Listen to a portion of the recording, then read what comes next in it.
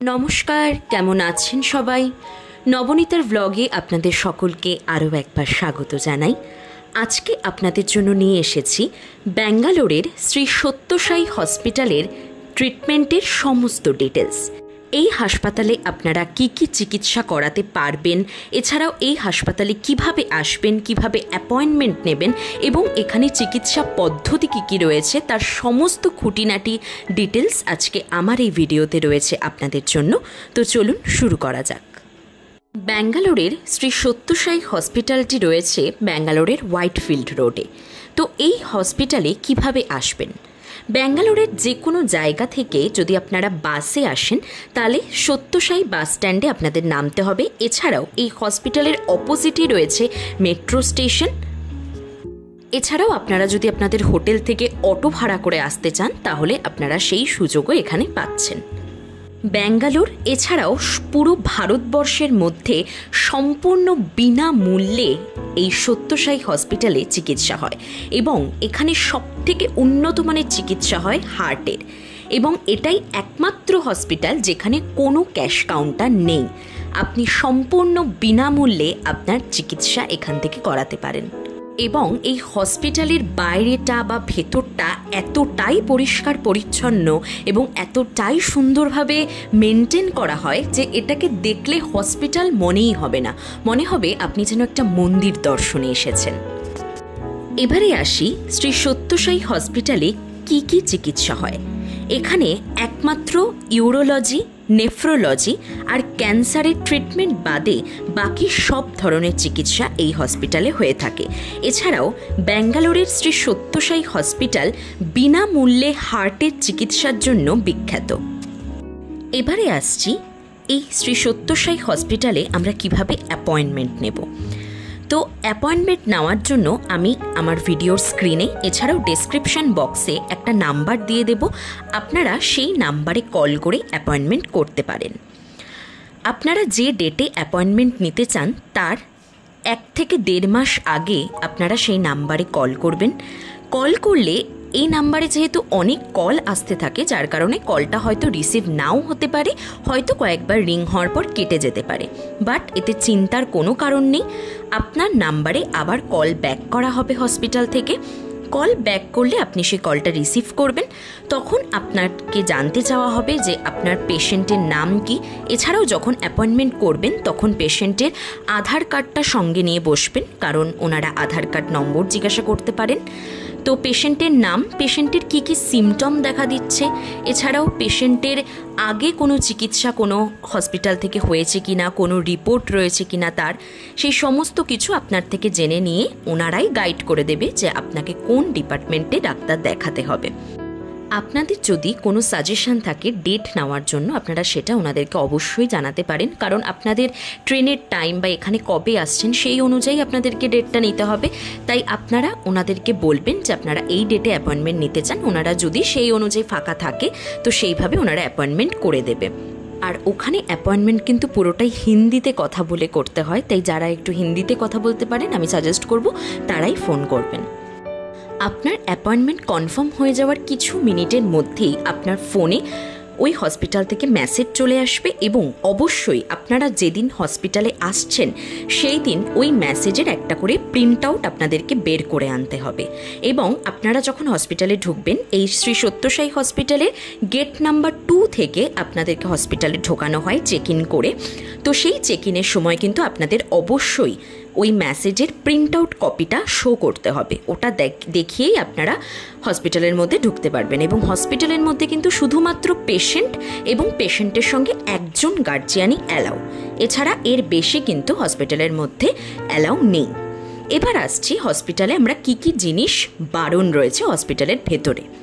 তো প্রথমেই এখানে যেহেতু ব্যাগ চেক করে ঢোকানো হয় তাই আপনারা বাইরে থেকে কোনো আউটসাইডার ফুড বা কোনো সফট ড্রিঙ্কস এগুলো নিয়ে ঢুকতে পারবেন না। এছাড়াও অ্যালকোহল তো একদমই অ্যালাউ না, পান গুটকা এগুলো খেয়েও আপনারা ঢুকতে পারবেন না, সিগারেট নিয়েও ঢুকতে পারবেন না। এছাড়াও আপনার ব্যাগে দেশলাইয়ের বাক্স বা লাইটার বা কোনো শার্প অবজেক্ট এবং সাথে কোনো পেটস নিয়েও আপনারা ঢুকতে পারবেন না। এছাড়াও এখানে যে লিস্টের মধ্যে রয়েছে যে আপনারা কোনো শর্ট ড্রেস পরেও এখানে কিন্তু ঢুকতে পারবেন না। সোমবার থেকে শনিবারের মধ্যে সকাল 8টা থেকে 4টের মধ্যে যে কোনো সময় আপনারা ফোন করে অ্যাপয়েন্টমেন্ট বুক করতে পারেন। আমি আবারও বলছি, আমি ফোন নাম্বারটা আমার ভিডিওর স্ক্রিনে এবং ডেসক্রিপশন বক্সে দিয়ে দিয়েছি। এবারে সমস্ত চেক ইন হয়ে যাওয়ার পরে গেট নাম্বার 2তে আপনি যখন ওই ফটোকপিটা দেখাবেন অ্যাপয়েন্টমেন্টে, তখন আপনাকে একটা স্লিপ দেওয়া হবে। এবারে সেই স্লিপটা নিয়ে হসপিটালের ভেতরে ঢুকতে হবে এবং হসপিটালের ভিতরে অনেক সেবা দলের ম্যাডাম এবং সেবা দলের স্যাররা থাকেন, যারা ভীষণই হেল্পফুল, খুব ভালো। তো তারাই আপনাকে গাইড করে দেবে যে আপনাকে কোথায় যেতে হবে, কোথায় রেজিস্ট্রেশন করাতে হবে, কোন ডিপার্টমেন্টে আপনি যাবেন, কোন পথ দিয়ে যাবেন, সমস্তটাই ওনারা আপনাদেরকে গাইড করে দেবে। তাই কোনো রকম কোনো সমস্যার সম্মুখীন হতে হবে না। হসপিটালের ভেতরে আপনারা যতই পেশেন্টের সঙ্গে একজন ঢুকুক না কেন, যখন ডাক্তারের কাছে বা যখন ওয়েটিং লিস্টে আপনারা যখন বসে থাকবেন, সেই সময় কিন্তু পেশেন্টকে গার্জিয়ানের থেকে আলাদা করে নিয়ে যাওয়া হয় এবং গার্জিয়ান আলাদা জায়গায় বসানো হয়। তো পেশেন্ট পুরোটাই একা থাকে, কিন্তু এতে অসুবিধা হওয়ার বা টেনশন হওয়ার কোনো কারণ নেই, কারণ সেবা দলের ম্যাডামরা এবং স্যাররা সবটা গাইড করে দেন। আর এই যে হসপিটালের ভেতরের এই জায়গাটা দেখছেন, এটা হলো এই হসপিটালের প্রেয়ার হল। সকালবেলা এই জায়গাটাতে প্রেয়ার হয়, যেটা খুবই শান্ত স্নিগ্ধ একটা পরিবেশ। এই হসপিটালে কিন্তু কোনো রকম ভিডিও একদমই অ্যালাউ নয়, তবুও আমি যতটুকু পেরেছি ভিডিও করার চেষ্টা করেছি এবং ততটুকুই তোমাদের সঙ্গে শেয়ার করতে পেরেছি। এবারে আসি কোথায় খাওয়া দাওয়া করবেন। এই হসপিটালের মধ্যেই কিন্তু ক্যান্টিন রয়েছে, যেখানে আপনি 30 টাকা দিয়ে সম্পূর্ণ নিরামিষ খাবার খেতে পারেন এবং খাবারটা কিন্তু অবশ্যই সাউথের খাবার। এছাড়াও যদি অ্যাডমিটেড পেশেন্ট থাকে, সেক্ষেত্রে সেই পেশেন্টের কিন্তু ফ্রি। আর হসপিটালের বাইরে কিন্তু খাবারের কোনো দোকান ধারে কাছে নেই, একদম বৈদেহী হসপিটালের কাছেই আপনারা শুধুমাত্র খাবারের দোকান পাবেন। এবার এই হসপিটালে সমস্ত এজেড পার্সন বলুন বা ইয়াং পার্সন বলুন, সবার ট্রিটমেন্ট হবে, কিন্তু 60 বছরের ঊর্ধ্বে মানুষদের কিন্তু এই হসপিটালে অপারেশন হয় না। এই হসপিটালে ট্রিটমেন্ট যেরকম ভালো বা এই হসপিটালের সেবা বলুন বা এই হসপিটালের পরিবেশ পরিষ্কার পরিচ্ছন্ন সবটাই খুবই ভালো, কিন্তু এখানকার ট্রিটমেন্ট কিন্তু অনেকটাই সময় সাপেক্ষ। আপনি যেদিন ট্রিটমেন্ট করাতে যাবেন, সেই সারাটা দিন আপনার ওখানে ট্রিটমেন্টে লেগে যাবে এবং তার পরবর্তী যে প্রসেসগুলো, আপনার পরবর্তী ডেট পাওয়া বা আপনার অপারেশন যদি হয় সেক্ষেত্রে ডেট পাওয়া, সবটাই কিন্তু অনেকটাই সময় সাপেক্ষ, যার জন্য আমাদের একটু সমস্যা হয়েছিল। আশা করি এরকম সমস্যা অনেকেরই হয়, কিন্তু আপনারা যদি বিনামূল্যে খুব ভালো মানের চিকিৎসা করাতে চান, তাহলে এইটুকুনি সময়ের ব্যাপার আপনাদেরকে তো মেনে নিতেই হবে এবং খুব ভালো মানের চিকিৎসা আপনারা সেখান থেকে অবশ্যই পাবেন। হসপিটালের মধ্যে কিন্তু বিরাট বড় পার্কিং এরিয়া রয়েছে। আপনারা যদি গাড়ি নিয়ে আসেন নিজস্ব, তাহলে কিন্তু সেখানে কিন্তু অবশ্যই পার্কিং করাতে পারবেন।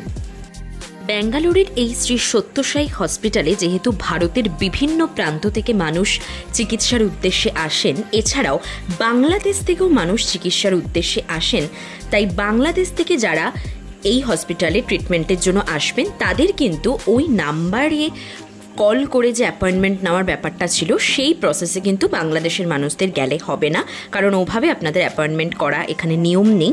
তো আপনাদের জন্য একটা নির্দিষ্ট মেল আইডি রয়েছে, যেটা আমি আমার ভিডিওর স্ক্রিনে আর ডেসক্রিপশন বক্সে দিয়ে দিয়েছি। আপনারা সেই মেল আইডিতে মেল করে আপনাদের অ্যাপয়েন্টমেন্ট নেবেন। এছাড়াও আপনারা কিন্তু যখন আসবেন, তখন অবশ্যই আপনাদের পাসপোর্ট, আধার কার্ড বা যে কোনো আইডেন্টি কার্ড আপনারা সঙ্গে করে অবশ্যই নিয়ে আসবেন। আজকের মতো ব্লগ এইটুকুই। আশা করি এই ভিডিও থেকে আপনারা যথেষ্ট পরিমাণে ইনফরমেশন পেয়েছেন ব্যাঙ্গালোরের শ্রী সত্যসাই হসপিটালের ব্যাপারে। এছাড়াও আমার চ্যানেলে কিন্তু ব্যাঙ্গালোরের মণিপাল হসপিটালের ট্রিটমেন্টের সমস্ত ডিটেলস রয়েছে। এছাড়াও আপনারা ব্যাঙ্গালোরে কিভাবে আসবেন, কোথায় থাকবেন, তার সমস্ত ডিটেলস রয়েছে আমার চ্যানেলে। এছাড়াও আমি ডেসক্রিপশন বক্সে সব লিঙ্ক দিয়ে দেবো। আজকের মতো এইটুকুই, টাটা।